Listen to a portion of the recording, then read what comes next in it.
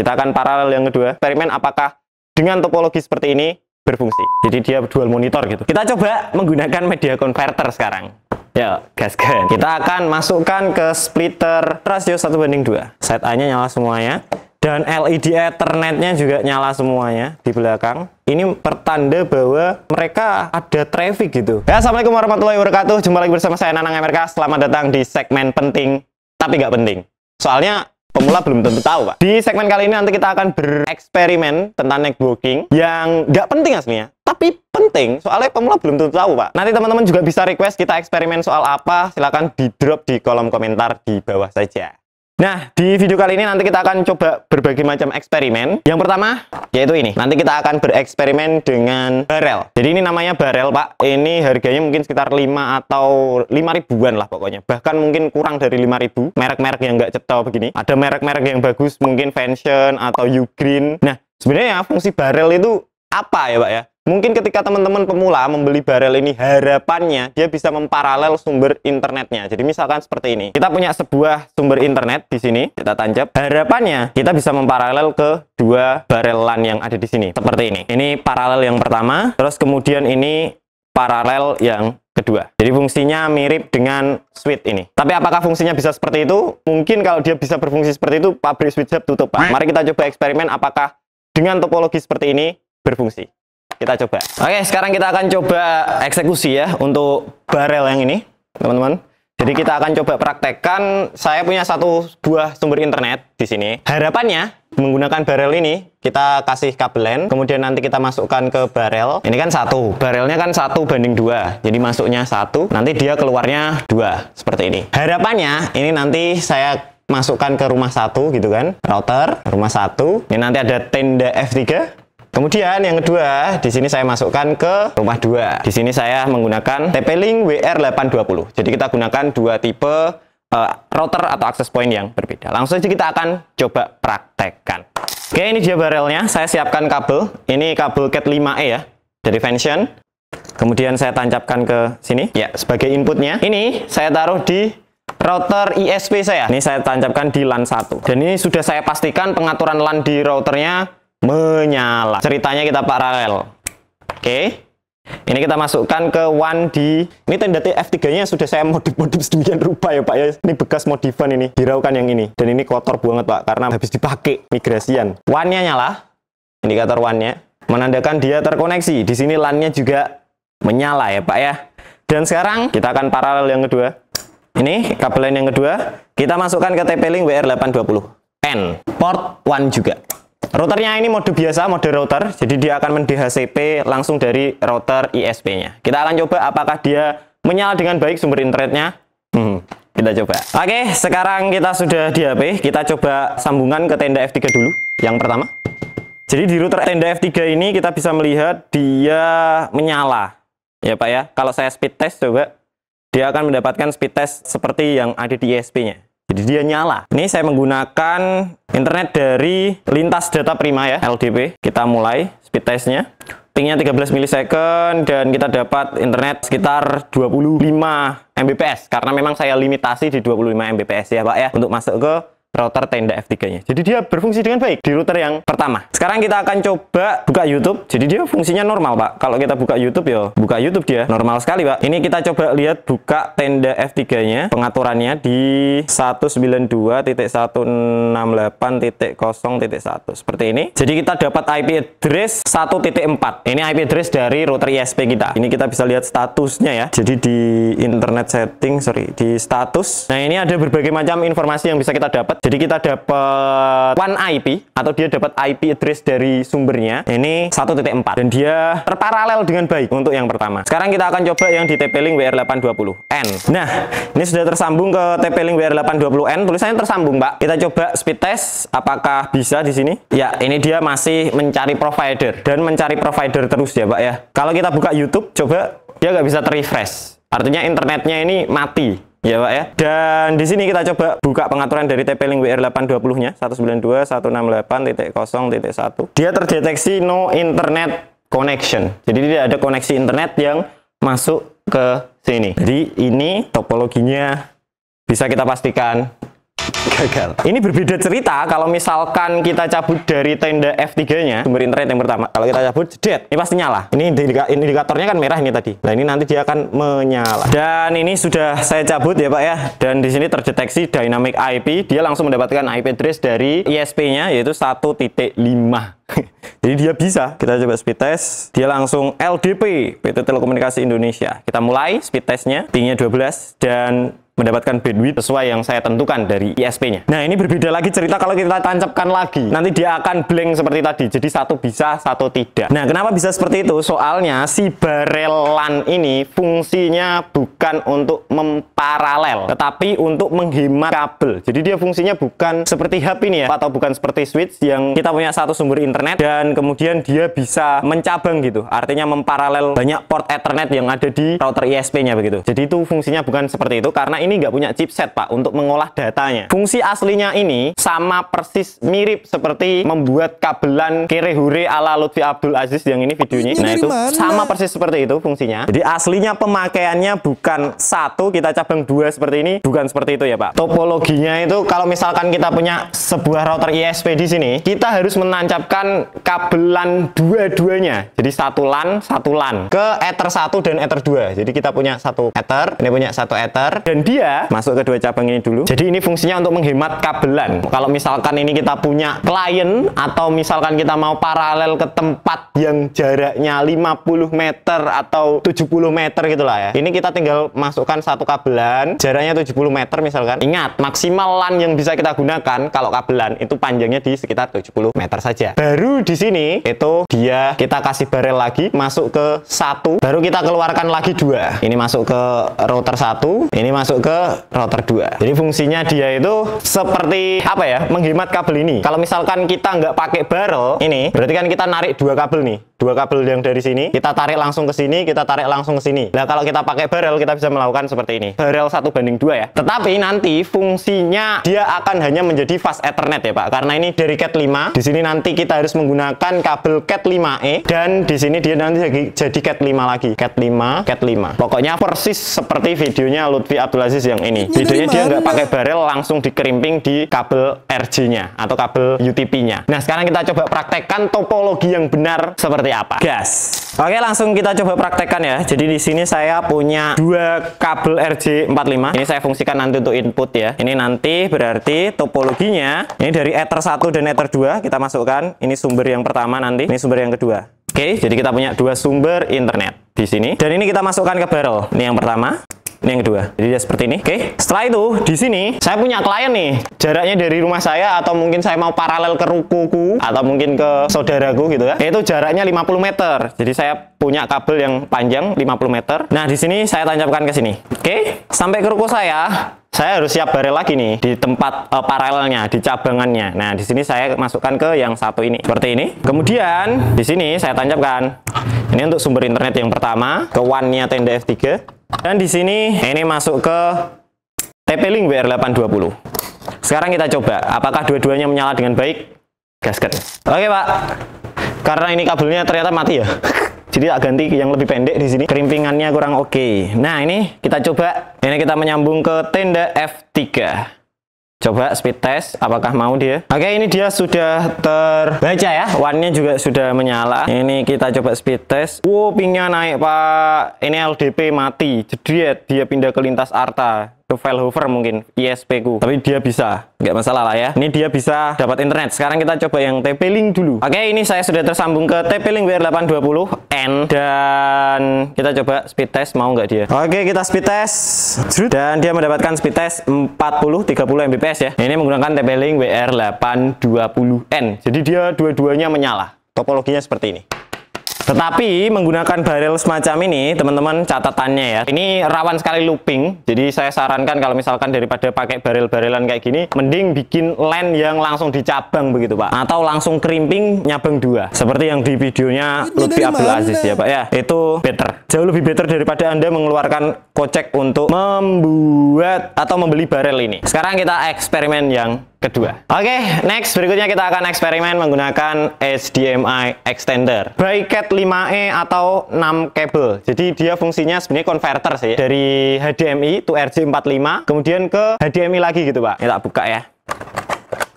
Jadi dia ada 2 biji seperti ini. Nanti kita bisa memperpanjang HDMI-nya. Biasanya kan paling HDMI kita berapa meter tok lah ya. Nah, kalau dengan kabel RJ45 kita bisa memperpanjang mungkin sampai range di 80 meteran. Nanti saya penasaran gimana kalau misalkan kita perpanjang lagi menggunakan media converter gitu loh Pak. Kan media converter itu dari LAN to fiber optic ke fiber optic lagi ke LAN lagi. Topologinya gini. HDMI extender, dia ke kabel LAN RJ45 masuk ke HDMI extender lagi. Misalkan di sini laptop gitulah ya. Terus di sini monitor. Nah, aku penasaran apakah bisa seperti ini? Apakah topologinya nanti kita ubah seperti ini nih? Penasaran aku. Dari HDMI extender, ini aku punya laptop nih. Di sini saya masukkan kabel LAN.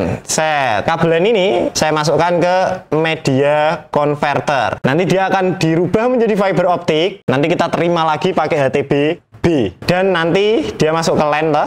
LAN-nya nanti diterima HDMI extender. Ini kita ke monitor. Apakah menyala atau tidak? Kalau misalkan menyala berarti kita bisa seret HDMI atau sinyal HDMI sangat panjang sekali Pak. Kalau misalkan HTB atau media converter ini dia bisa sampai range 50 km karena dia dikonvert ke fiber optic. Kalau kabelan kan paling 80 meter aja. Sekarang kita akan coba dulu. Gas. Oke, Pak, sekarang saya akan coba dulu memastikan apakah dia berfungsi atau tidak HDMI extender RJ45-nya. Jadi kita tancapkan dulu yang TX. TX ini untuk transmitter ya. Ini pastikan pakai RJ45 jenis Cat 5e minimal. Cat 5e bisa, Cat 6 bisa, Cat 7 juga bisa. Ini saya pakai Cat 5e dari Vention. Ini kita TX. TX-nya kita masukkan ke sumbernya, transmitternya. Jadi di sini saya masukkan ke laptop MacBook saya.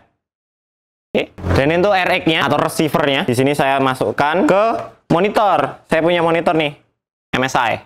Kita tancapkan aja ke HDMI-nya, Pak. Ini dia nyala. Teman-teman bisa lihat.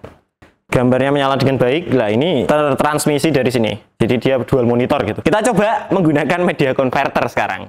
Ya, gaskan. Oke, sekarang kita akan coba ke media converter. Ini TX-nya ya, transmitternya. Saya masukkan ke RJ45. Jadi kita akan convert ke kabel fiber optik. Lah ini, kabel fiber optik. Saya gunakan kabel petcore ya, atau kabel pendek. Ini 2 meteran lah. Nah, di sini saya menggunakan media converter mini HTB dari Tarmok. Jadi LAN dari TX-nya kita tancapkan ke sini. Oke, nanti dia berfungsi sebagai transmitter. Jadi ini media converternya side A. Saya tancapkan ke fiber optic. Jadi ini dari LAN diubah jadi fiber optic. Kita tancapkan ke laptop dulu. Media converternya kita nyalakan ya, karena media converter itu ada dayanya. Konverternya sudah nyala ya, teman-teman. Kita tancapkan yang sisi satunya. Nah ini kita ke side B.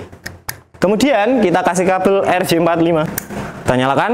Teman-teman bisa lihat LED-nya nyala semua ya. Artinya ini fiber optiknya tersambung. Artinya dua media converter ini sudah berkomunikasi dengan baik.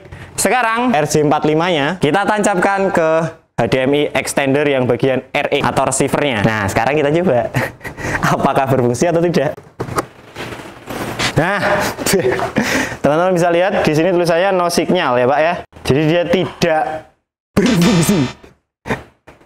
Jadi kita tidak bisa mengkonvert RJ45-nya ke fiber optik, Pak. Kenapa itu bisa terjadi? Ya karena memang proses komunikasinya sudah berbeda. Kalau teman-teman bongkar HDMI, itu di dalamnya itu ada kabel-kabel ya, Pak ya. Nah, kabel-kabel itulah yang dimanfaatkan si konverter HDMI extender ini, Pak. Jadi kita bisa merubahnya ke LAN dan menggunakan TX dan RX begitu. Kalau misalkan kita convert kabelnya, karena komunikasinya itu menggunakan kabel, kita convert ke fiber optik ini, ya otomatis dia berubah menjadi sinyal digital ya, Pak ya. Jadi yang dimanfaatkan HDMI extender itu yang ini nih, kabel di dalam RJ45-nya ini. Kalau misalkan kita convert ke fiber optik, otomatis dia sudah menjadi sinyal digital ya, Pak ya. Ya meskipun media converter ini berkomunikasi, tetapi dia tidak bisa menyalurkan data dari HDMI extendernya. Oke, kita masuk ke eksperimen yang berikutnya. Jadi eksperimen berikutnya kita akan coba mensplitter rasio media converter. Nah, ini yang sangat-sangat diharapkan oleh banyak orang. Mas, apakah media converter atau HTB itu bisa kita masukkan ke splitter rasio? Kalau misalkan bisa kita masukkan ke splitter rasio, ternyata pasti kita akan banyak sekali menghemat budget untuk instalasi FTTH ya, Pak ya. Dan di sini saya sudah siapkan eksperimen kita. Jadi saya punya sebuah media converter side A ini. Dan di sini saya punya juga media converter dan router. Ini sudah saya modifikasi sedemikian rupa supaya nanti cepat nyala. Jadi dua media converter side B. Oke, ini saya pakai Tarmod juga, pakai merek atau brand yang sama. Saya punya split rasio 1:2. Oke, jadi kita akan mempraktekkan topologi seperti ini, Pak. Jadi nanti simulasinya, ini ceritanya nih, saya punya sebuah sumber internet. Jadi kita nanti akan coba paralel dengan media converter side A. Kita masukkan ke splitter 1:2. Nah, dan ini saya punya media converter side B. Ini juga side B. Nanti splitter ya akan kita masukkan ke sini. Jret. Oke, dan ini nanti kalau kita konekkan ke router ya. Apakah internet bisa menyala di sini atau internet bisa menyala di sini? Kalau misalkan bisa, wow, ini sangat merubah paradigma dunia ya, teman-teman. Langsung kita akan coba eksekusi. Oke, kita coba ya. Sekarang kita nyalakan media converternya side A. Saya tancapkan ke fiber optik dulu. Sekarang saya tancapkan RJ45-nya ke media converternya ya. Ini kita tancapkan ke router ISP. Dan kita nyalakan media converternya. Bisa lihat teman-teman, LED-nya menyala. Kita akan masukkan ke splitter rasio 1:2. Masuk ke input ya. Saya punya pad core lagi atau kabel fiber optik. Ini kita masukkan ke media converter dan router side B yang pertama. Ini media converternya nge-PoE dari ini ya, totolingnya ya, sudah tak modif, Pak. Dan ini kita masukkan ke yang kedua. Ini kita masukkan ke media converter side B yang kedua. Dan routernya ini ya. Kayak nanti kita tahu apakah internet mengalir nggak gitu. Nah, ini tak nyalakan dulu router dan media converternya. Oke, ini sudah tak nyalakan semua untuk routernya. Teman-teman bisa lihat dua-duanya LED-nya nyala semua, Pak. Dia mendapat sinyal dari side A-nya dan side A-nya juga nyala semua nih. Side A-nya nyala semuanya. Dan LED Ethernet-nya juga nyala semuanya di belakang. Ini nggak mode PPOE, nggak mode hotspot ya. Ini kita mode DHCP aja dari router ISP-nya. Ini kita cek apakah tertransmisi dengan baik. Kita coba. Oke, Pak. Sekarang kita coba connect ke Totolink N200RE yang pertama dulu. Ini teman-teman bisa lihat ya. Ini line-nya juga kedip-kedip semua, Pak. Nah, ini line-nya kedip-kedip semua. Tek cepet. Ini pertanda bahwa mereka ada traffic gitu biasanya ya. Kalau seperti ini. Wih, sebuah awal yang sangat baik ini ya. Kita coba. Ini terkoneksi ke Totolink 1, Pak. Nah, ini tulisannya tersambung ke Totolink 1. Kita coba speed test dulu. Untuk memastikan koneksi, ini kita speed test. Ini ke LDP ya, lintas data prima. Kita coba ping 10 milisecond. Ini dia mendapatkan bandwidth langsung dari router ISP gue. Sebuah kabar yang menyenangkan ini. Ini tinggal ke Totolink yang 2 sih. Nah, ini Totolink 2 juga kedip-kedip loh, Pak. Nah, ini Totolink 2 ini, konverter yang kedua juga kedip-kedip sama nih. Harusnya bisa sih. Semoga ya. Kita coba. Ini Totolink 1 dia normal ya. Kita pakai YouTubean coba.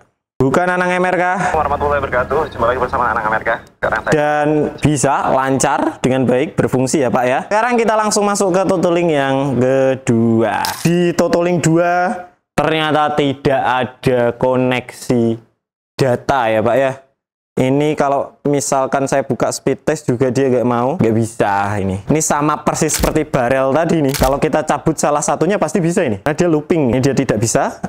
Buka YouTube juga tidak bisa, Pak. Muter-muter seperti ini saja. Jadi untuk yang kedua, internetnya tidak berfungsi. Ini kalau misalkan satu tak copot, ini yang kedua pasti berfungsi. Jadi dia looping, istilahnya itu looping, tabrakan. Kenapa bisa seperti itu? Ya, karena media converter ini adalah sebuah piranti, bukan FTT ya, Pak. Kalau kita menggunakan splitter ini namanya apa? Splitter pasif. Sedangkan media converter ini sinyalnya itu aktif. Saya nyebutnya sebagai sinyal aktif, Pak. Jadi kalau misalkan kita split rasio, jelas itu tidak bisa. Jadi media converter itu adalah sebuah piranti untuk side to side. Sampel. Ini masuk LAN, ini media converter A, harus ketemu media converter side B, baru ketemu router lagi. Seperti ini. Jadi dia side to side. A ketemu B atau sebaliknya. Di sini boleh dibalik begini. Nggak bisa kalau misalkan kita splitter seperti ini. Splitter rasio di tengah-tengah. Ini masuk splitter rasio 1:2 atau 1:8 atau 1:4 ya. Keluar ke konverter, konverter lagi seperti ini. Wih, pabrik OLT tutup, Pak. Pabrik OLT tutup kalau seperti itu ya. Kalau misalkan di media converter itu dia nggak kenal splitter rasio ini, Pak. Dia kenalnya HTB multi FO. Gantinya itu ini, karena media converter itu bukan pasif. Ini tuh splitter pasif, Pak. Dengan media converter sinyalnya tuh aktif. Jadi teman-teman harus pakai piranti yang seperti ini. Ini HTB 3FO berapa LAN gitu biasanya kan. Nah, ini masuk ke, misalkan ini set A, ya Ra. Set A berarti ini masuk ke side B. A harus diterima B. A harus diterima B. Kemudian ini A, di sini juga harus B. Jadi ini A, ini diterima B. Ini A adalah A lagi. Ini berarti diterima B. Jadi seperti itu konsepnya. Jadi tidak ada media converter dimasukkan splitter rasio itu bisa. Kalau misalkan ada konten seperti itu berarti sudah bisa dipastikan hoax. Karena kalau bisa, nggak ada produk HSGQ itu, nggak ada. Terus apa namanya, Hyoso nggak ada. Mereka kukut semua, Pak. Kita pakai media converter terus di split rasio ini aja.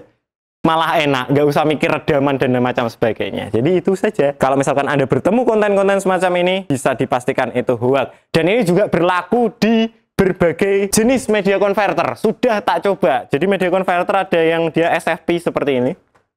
Jadi kalau kita masukkan ke SFP-nya seperti ini. Nah ini saya sudah coba dengan SFP biru ke kuning-kuning, terus kuning ke biru-biru atau biru ke kuning-biru. Sudah tak coba berbagai macam kombinasi dan tidak bisa. Karena media converter bukan sinyal pasif ya Pak ya. Dia sinyalnya, wavelength-nya atau length-nya, sinyal yang ditransmisikan dia aktif.